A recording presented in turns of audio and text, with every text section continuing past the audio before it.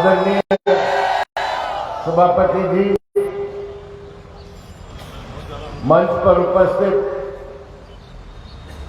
Congress party के AICC के general secretary Shri Mukul Wasnik जी, Congress party के नेता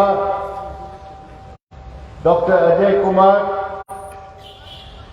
हमारे उम्मीदवार कॉमरेड पवित्र कार और मंच पर उपस्थित अन्य नेतागण,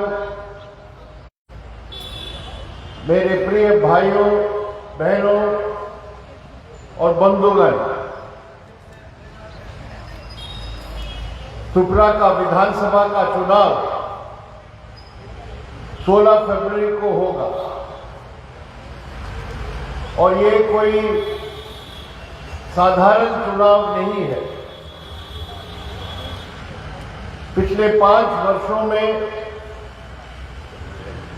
त्रिपुरा में जिस तरह जनतंत्र पर हमला हुआ है, जिस तरह त्रिपुरा की जनता की जनवादी अधिकारों के हनन किया गया है और जिस तरह यहां गुंडा राज साबित रहा है, ये चुनाव ऐसे संदर्भ में ये तय करने वाला है कि त्रिपुरा में जनतंत्र और जनवाद जिंदा रहेगा और त्रिपुरा की जनता की जनवादी अधिकार जो हमारे संविधान में दिया गया है वो जीवित रहेगा। मैं त्रिपुरा में पिछले 25 वर्षों से आते रहा और यहां जब से त्रिपुरा राज्य की स्थापना हुई है, यहां 2 मुख्य राजनीतिक शक्तियां रही है, कांग्रेस पार्टी और कम्युनिस्ट पार्टी, और इन्हीं 2 पार्टियों के बीच में हमारे जनवादी संसदीय प्रणाली में चुनाव में संघर्ष रहा है, टक्कर रहा है और यही जो 2 मुख्य राजनीतिक पार्टियों के तरफ से यहां की पूरी तरह की राजनीतिक प्रणाली चलती आई है। लेकिन 2018 में विधानसभा चुनाव में भारतीय जनता पार्टी के जीत के बाद त्रिपुरा के जनतंत्र और जनवाद पर जिस तरह का हमला हुआ है, जिस तरह संविधान के तहत जो भी हमारी संस्थाएं हैं, उन संस्थाओं पर हमला हुआ है और जिस तरह यहां गुंडा राज के माध्यम से हर नागरिक के जनवादी अधिकारों से वंचित किया गया है, हमारे सामने आज एक ही सवाल है। इस चुनाव में जनतंत्र को बचाने के लिए, इस चुनाव में त्रिपुरा में दोबारा भारत के संविधान के तहत ही हमारा त्रिपुरा के राज्य के शासन चले और कानून व्यवस्था को बहाल करने के लिए यही मुद्दा आज एकमात्र अहम मुद्दा है और इसीलिए वामफ्रंट और कांग्रेस पार्टी जो दोनों चाहते हैं कि त्रिपुरा में जनवाद की बहाली हो। जो दोनों पार्टियां हमारे देश के सेक्युलर डेमोक्रेसी पर विश्वास करते हैं, उन्होंने फैसला किया है कि हमारे अलग अलग विचारधारा हो, राजनीति हो, लेकिन त्रिपुरा में अभी एक निर्णायक मोड़ है। इस मोड़ में त्रिपुरा की जनता की हितों की रक्षा के लिए हमें इस चुनाव को मिलकर लड़ना चाहिए। और इसीलिए पहले बार त्रिपुरा के राजनीतिक इतिहास में ये दो प्रमुख शक्तियां हैं, वामपंथी आंदोलन और कांग्रेस के आंदोलन, वो त्रिपुरा में चुनाव के लिए सीटों का तालमेल करके एकजुट होकर इस चुनाव में भारतीय जनता पार्टी का सामना कर रहे हैं। और उसमें हमारा एक ही मकसद है, इस चुनाव में भारतीय जनता पार्टी की सरकार को परास्त करना है, भारतीय जनता पार्टी को हराना है। कल इस चुनाव अभियान में हमारे देश के प्रधानमंत्री नरेंद्र मोदी जी आए थे त्रिपुरा, और उन्होंने दो सभाओं को संबोधित करते हुए इस बात पर जोर दी कि त्रिपुरा में डबल इंजन सरकार काम करने के कारण बहुत प्रगति हुई है। त्रिपुरा में डबल इंजन सरकार के कारण बहुत बड़ी उपलब्धियां हुई है, लेकिन त्रिपुरा की जनता का अनुभव क्या है? डबल इंजन सरकार नहीं है, डबल शोषण की सरकार रहा है। एक तो केंद्र सरकार की शोषण, क्योंकि जो भी त्रिपुरा में हमला हुआ है, जनवाद पर हमला, वो केंद्र के सरकार के निर्देश पर हुआ है, दिशा निर्देश पर हुआ है। जो त्रिपुरा में सांप्रदायिक ध्रुवीकरण करने की कोशिश की गई है पिछले 5 वर्षों में, वो भी केंद्र सरकार की जो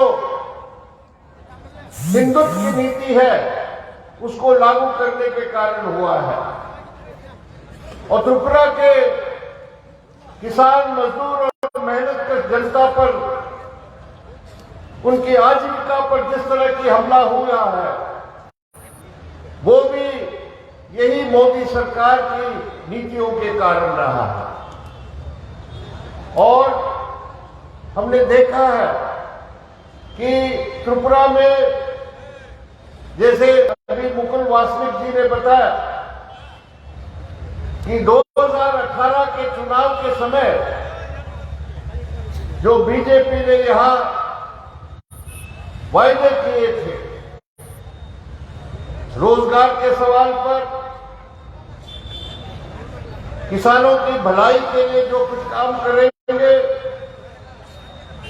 सरकारी कर्मचारियों के बारे में उन्होंने जो कुछ वायदा किया था,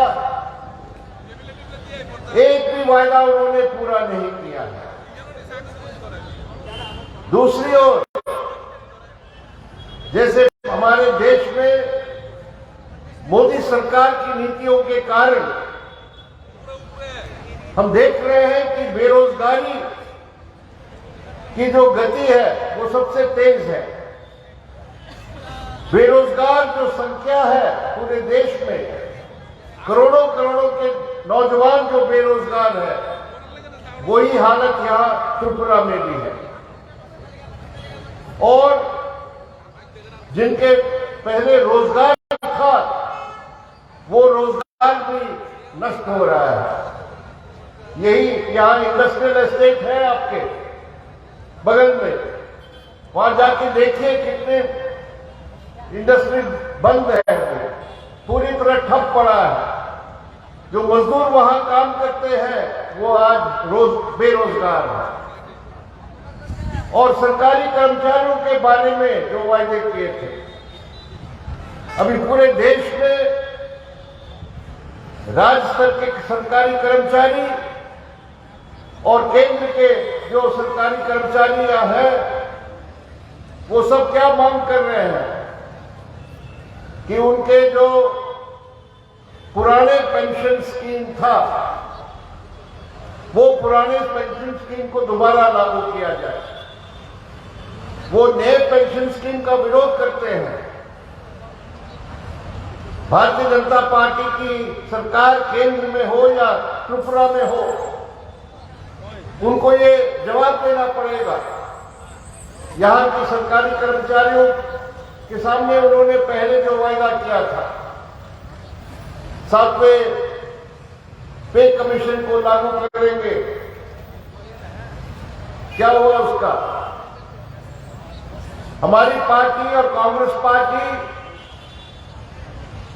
इस बात के लिए प्रतिबद्ध है कि जहां भी हम राज्य में सरकार अभी बना रहे हैं, हम पुराने पेंशन स्कीम को बहाल करेंगे। त्रिपुरा में जब तक वामपंथ की सरकार थी, यहां हमने वो नए पेंशन स्कीम को नहीं माना, यहां लागू नहीं हुआ। 2018 में भाजपा सरकार आते ही उनको लागू कर दिया। तो ये हमारे लिए बुनियादी बात है। बंगाल में, केरल में, त्रिपुरा में जब हमारी सरकारें थी, उस समय 2013-14 की बात मैं कर रहा हूं, हमने कहा हम नहीं लागू करेंगे, लेकिन बाद में लागू हुआ है। तो त्रिपुरा में भी भाजपा सरकार को हटाने के बाद नई सरकार आती है, आएगी, तो उनका पहला काम होगा कि नए पेंशन स्कीम को खत्म करके पुराने पेंशन स्कीम को लागू करें। यही हुआ है अभी हिमाचल प्रदेश के चुनाव के बाद। वहां कांग्रेस की जीत हुई, कांग्रेस सरकार बनी है और उन्होंने ऐलान किया है कि पुराने पेंशन स्कीम को लागू करेंगे। तो मेरा कहना यह है कि बहुत से जो मुद्दे हैं हमारे चुनाव के घोषणा पत्र में हमने बताया है, जैसे मनरेगा का सवाल है। त्रिपुरा में पहले हमारे वामपंथ की सरकार के जमाने में पूरे देश में रिकॉर्ड कायम किया था। 92 दिन 92 डेज काम हर साल दिया था हमने। अभी क्या है रेगा का अभी रिकॉर्ड इस सरकार की, उससे आधे से कम है। तो ये रेगा का सवाल हो, शहरी रोजगार की गारंटी का जो स्कीम जो लागू हुआ था पहले, उसका सवाल हो, और त्रिपुरा में सबसे बड़ा सवाल जो है अभी, वो है कानून व्यवस्था को दोबारा बहाल करने का। महिलाओं पर जिस तरह का अत्याचार हुआ है, ये अगर पूरे आंकड़े देखा जाए पूरे देश के, तो ये अत्याचार सबसे ज्यादा त्रिपुरा में हुआ पिछले 5 वर्षों में। सबसे छोटा प्रदेश है, लेकिन जनवरी 2020 से लेके पिछले दिसंबर तक 407 बलात्कार हुए महिलाओं। तो ये सब सवालों को लेके हम मिलके लेफ्ट फ्रंट और कांग्रेस नई जो वैकल्पिक सरकार बनेगी, इन तमाम सवालों के लिए प्राथमिकता से हम कदम उठाएंगे। लेकिन सबसे बड़ा सवाल, जैसे मैंने कहा, त्रिपुरा के लिए और पूरे देश के लिए ये बहुत महत्वपूर्ण है कि त्रिपुरा में जनतंत्र की बहाली हो और जनता की जनवादी अधिकारों की सुरक्षा हो। तो उसके लिए हमें मिलकर काम करना पड़ेगा। अभी चुनाव पोलिंग दिन से सिर्फ 3 दिन रह गया है और हम जानते हैं भारतीय जनता पार्टी क्या क्या कर रही है। जनता के मत देने के अधिकार पर हमला करने के लिए साजिश कर रही है और बाइक वाहिनी हो और जिस तरह के करोड़ों करोड़ों रुपए का पैसा बहाया जा रहा है, ये सब हम जानते हैं। तो सतर्क रहने की जरूरत है और मुझे पूरा विश्वास है कि जिस तरह इस चुनाव अभियान में हमने देखा है, जो लोग आगे बढ़ के आए हैं, शामिल हुए हैं इस चुनाव प्रचार में और जो जागृत एक जोश जनता में है, इसको देखते हुए 16 फरवरी को अगर सब मिलके सड़कों पर उतरेंगे, हम जागृत रहेंगे, तो ये तमाम साजिशों को हम फेल कर सकते हैं।